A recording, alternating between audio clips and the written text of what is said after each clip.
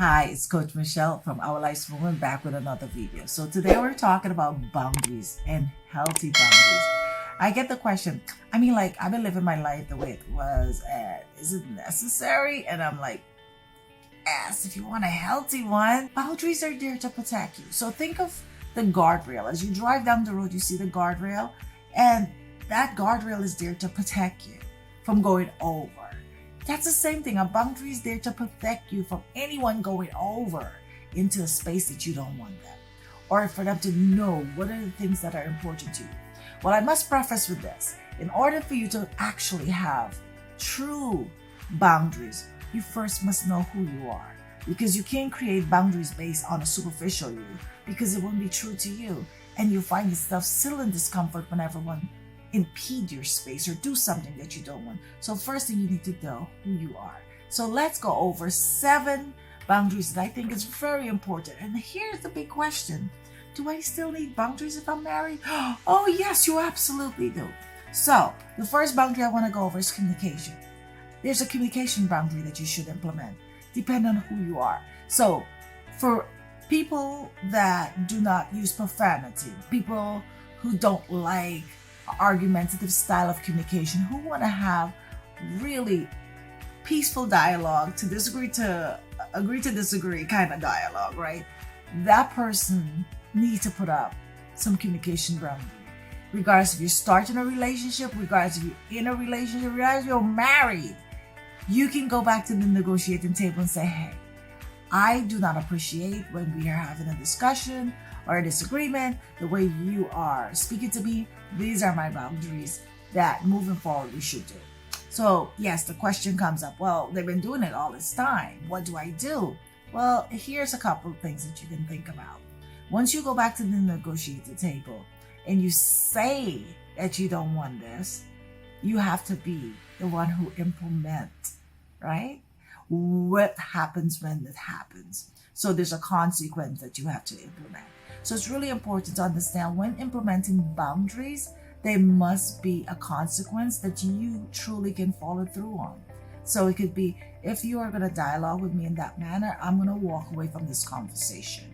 That means every time it happens, you do that. So you're unlearning the old behavior. So that is a good way of approaching it. Now, sexually, there are certain things that some husbands don't want to do, some wives don't want to do. There are people, when I speak about a dating world, I don't like you having sex, but I'm going to speak to it anyway.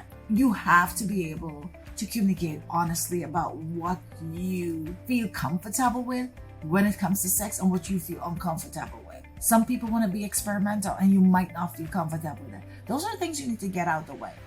When you're married, yes, you need to get that out the way still. And you might find yourself being pushed there and wonder, this feel uncomfortable. Why am I doing this? I don't want to do it. Then you need to have that conversation. And you have to respect yourself enough to know where your boundary ends and actually follow through on whatever that means for you. Then there's a physical boundary. Like, what does that mean? Well, some people like to actually be physically affectionate in public, and some people are so private they don't want that. If you have a partner that doesn't, that's a good boundary to really have a conversation around. You want to say, hey babes, I don't mind us doing this at home in private, but when we are on the road, I don't like it at all. And this is a good way to avoid someone actually being resentful, building animosity, thinking that you don't care how they feel. So this is a clear boundary you want to actually have a conversation about. And then there's a big one. So 50% of marriages are in trouble because of actual finances, right? Finance is a really big thing, just like communication.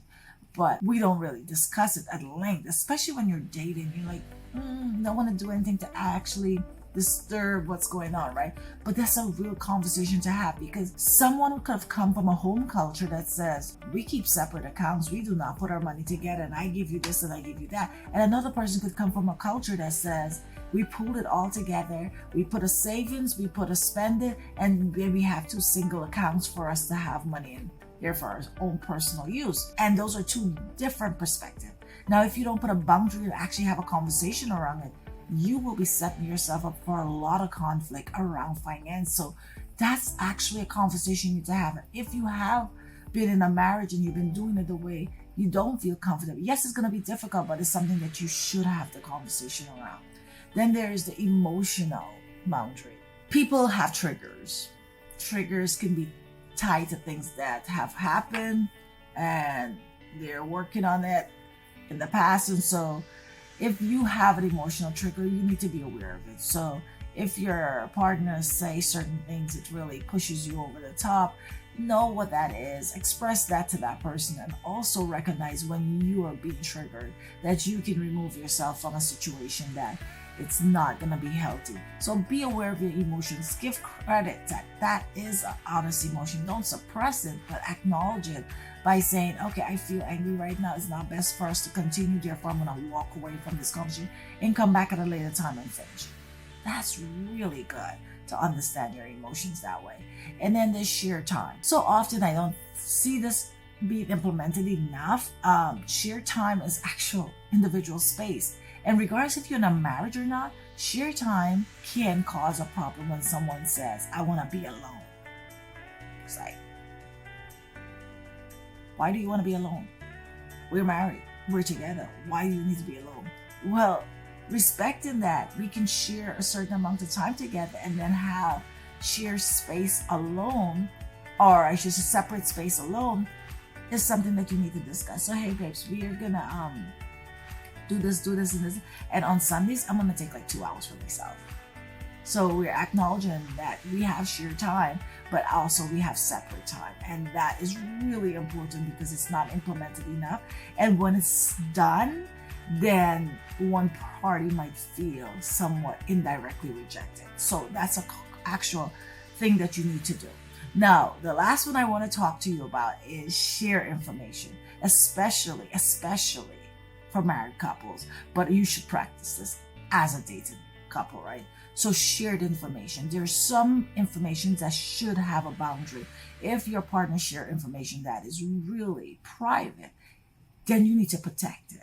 They need to know that you are able to protect their information from everyone else because they just shared it with you. So shared information has a boundary. You do not go telling someone else's business that they entrusted in you. So these are really important. So let's go over that. Communication, that's knowing how do you want to communicate, how do you want to receive the communication from your partner. Sexual boundaries, that means I don't want to do this and I need to tell you truly instead of me pushing myself to a place that I don't want to go and then get resentful because I did. Physical boundaries is that personal space of doing like, okay, when we are out, I don't want to be kissing up on or, I don't feel comfortable with that. Financial boundaries, knowing are we going to need like 2 accounts, 3 accounts? What is it that's going to make us actually be harmonious in the way we handle our finances? Emotional boundaries, actually knowing like I am getting real upset and I can acknowledge that I'm really upset and therefore I need to step away because if I continue, it could be detrimental to how I approach my partner and how I speak to them. So recognizing and being aware of your emotions. Then there is share time or separate time. And that is saying, okay, this is a time we spend together. And you know what, babes, I'm going to take 2 hours on Sunday, Monday, Tuesday, whatever that day is for you. And I'm going to go writing. I'm going to spend some time just by myself. So your partner's not feeling like indirectly rejected by you. And then last but not least, shared information needs to be protected. That means if your partner have trusted you with information about something that is really private for them, you do not share that with someone else. You protect that. So those are some boundaries you need to think about when you are in a relationship. There's some boundary you need to have to implement, period. Like, do not think that it's only limited to relationship, but I'm talking to relationship. Those actually cross-pollinate into your life, period. I'm not going to stand there and actually be in a conversation. Somebody's just spewing profanity. That's for me. That's my boundary. So I'm going to remove myself. I don't have to change you or tell you what to do. That's you. That's your boundary. Mine is to remove myself from it. So I hope you love this video. If you have extra boundaries that you would like to add to this list, I would love to hear from it. Put it in the comments. Ones that have worked for you, let me know, because I could add it to my list. And guys, click the subscribe and press on the bell so you know when the next video comes up. Share and like, and thank you for listening. Thanks for watching. I am Michelle Cumberbatch, your relationship coach. Now, for more content just like this, make sure to click and subscribe. Follow me on all my socials.